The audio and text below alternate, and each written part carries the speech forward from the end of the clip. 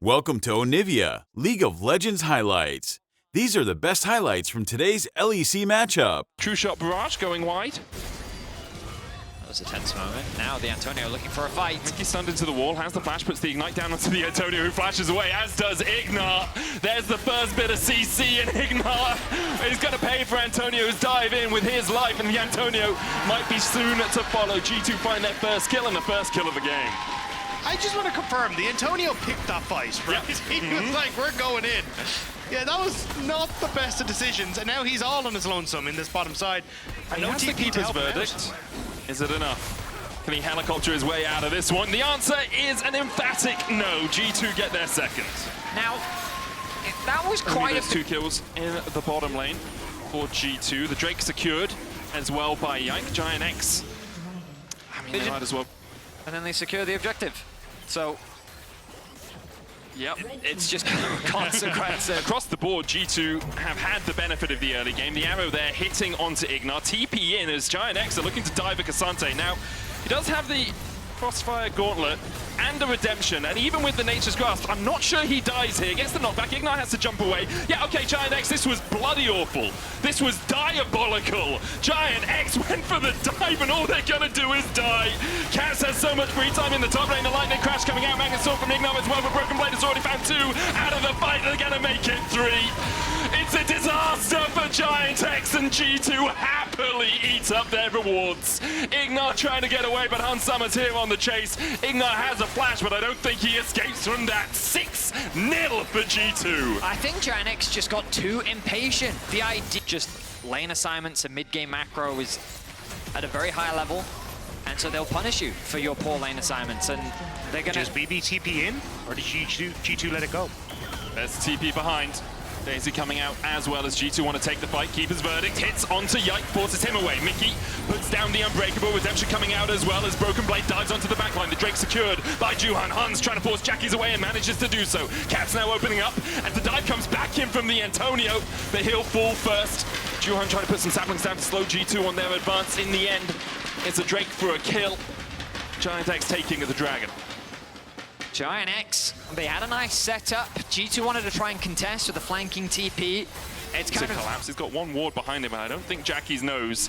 As you can see, the Antonio Ignat struggling in terms of gold. Hans Summer has the Redemption. The TP coming in as well by GIANTX, but the Antonio, I'm sorry, mate. I'm not sure this is where you want to be today. The rest of his team are trying to collapse, but there's 2 tanks on their way, and immediately they decide not to join him in dying. There's 2 quick kills to G2.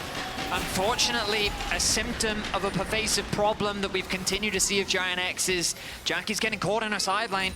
It's happened multiple times in summer splits, an issue that we were hoping coming into season finals he was able to rectify, but when he finds himself at a deficit, he tries his best to get those resources, to funnel that farm back into himself, but he leaves himself exposed, and G2's a team that will not allow that to go unpunished. They find themselves a kill, they punish the TP from the Antonio, they get another tower, they're going to try and convert it into another one.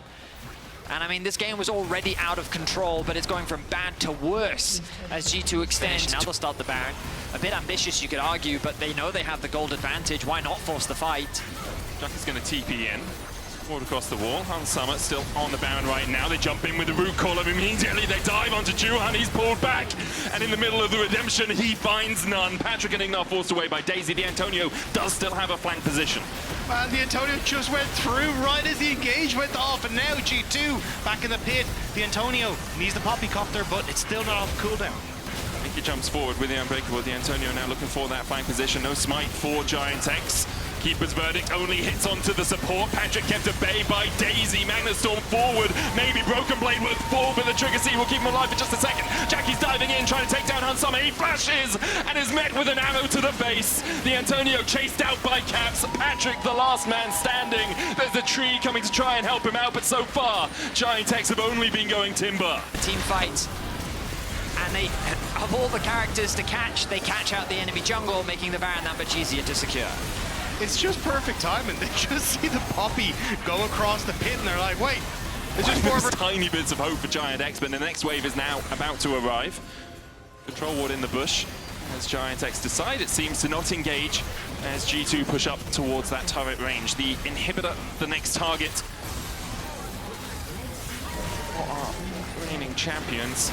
G2 Antonio brings out the Poppy Copter, knocks back two, they'll go for Yike. The Magnet Storm engaged into Nature's Grasp, and Yike will fall first. TP behind by Broken Blade, but the rest of G2 are a mile away. Can Broken Blade survive for a year? Yes, he can. Of course he can. He's Cassante.